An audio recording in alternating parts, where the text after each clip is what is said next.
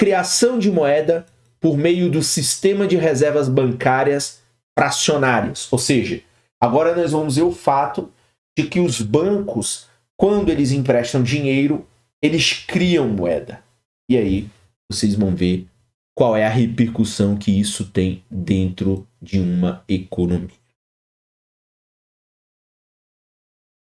Eventualmente, os donos do primeiro Banco Nacional podem começar a reconsiderar sua política de reservas bancárias de 100%. Parece desnecessário deixar todo aquele dinheiro ocioso nos cofres. Por que não usar parte dele para conceder empréstimos, lucrando com a cobrança de juros? As famílias que querem comprar casas, as empresas que querem construir novas fábricas e os estudantes que querem pagar seus estudos ficariam felizes em pagar juros para tomar emprestado por um período de tempo um pouco do dinheiro. É claro que o primeiro Banco Nacional precisa manter algumas reservas para que haja moeda corrente disponível caso seus depositantes desejem fazer retiradas.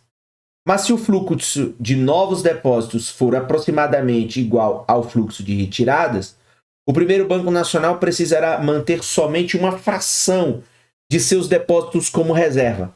Por isso, esse sistema que o banco adota se chama sistema de reservas fracionárias, ou seja, do 100% de depósito, eu vou pegar parte e vou emprestar e parte eu vou manter reservado caso você tenha as retiradas. Então, a fração dos depósitos que um banco mantém como reserva é uma razão chamada razão de reserva. Então, é um pedaço de reservas que eu mantenho e muitas vezes essas são as chamadas reservas legais, ou seja, o Banco Central muitas vezes exige um mínimo de reserva. Essa razão é determinada por uma combinação, portanto, veja, de regulamentação governamental e, claro, de política do banco. Como veremos em detalhes mais adiante neste capítulo, o FED estabelece um mínimo ao montante de reservas que os bancos devem manter, que são chamadas que são denominados de reservas exigidas. Além disso, os bancos podem manter reservas acima do mínimo legal chamadas de excesso de reservas, de modo que eles possam permanecer seguros de que não ficarão sem dinheiro. Portanto, para os nossos fins, vamos adotar a razão de reservas como dada e examinar o que o sistema de reservas fracionárias representa para a oferta de moeda. Então veja, suponha que o primeiro Banco Nacional agora tenha uma razão de reserva de 10%.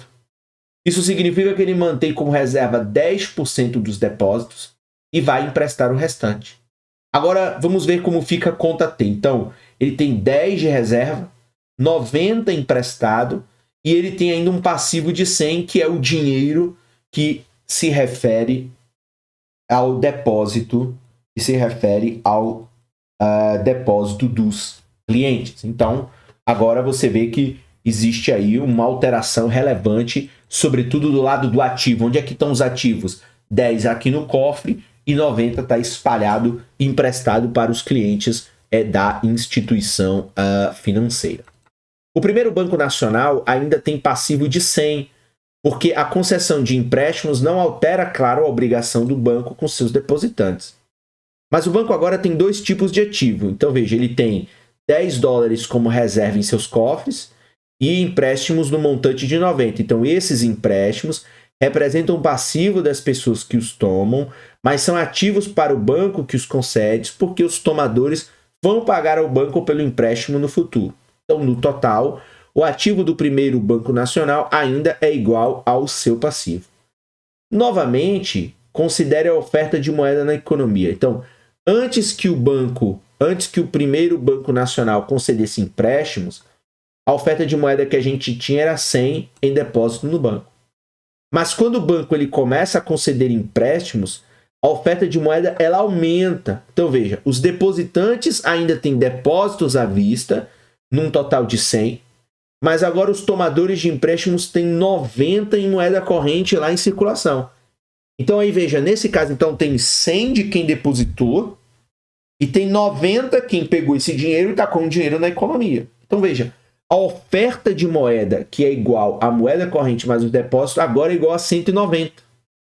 Portanto, quando mantém somente uma fração de depósitos como reserva, os bancos eles criam moeda. Então tem os 100 lá do passivo, mas tem 90 que foram tomados e estão circulando na economia. Portanto, aqui reafirmando esse conceito, então quando os bancos mantêm um pedaço do dinheiro reservado, o outro que foi emprestado faz com que os bancos criem moeda.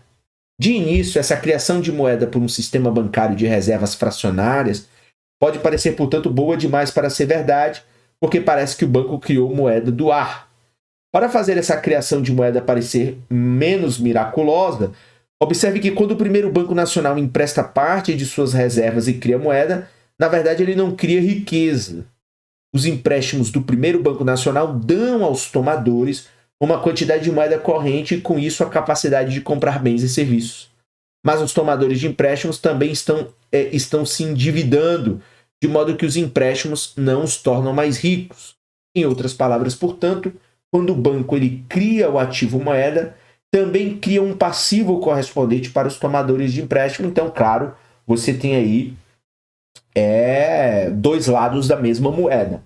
Ao fim desse processo de criação de moeda, claro, a economia ela fica mais líquida, no sentido em que há mais meios de troca, mas a economia em si não significa que ela está mais rica do que antes. Enfim, é apenas um efeito multiplicador, um efeito monetário neste caso. Então, para você ver a diferença.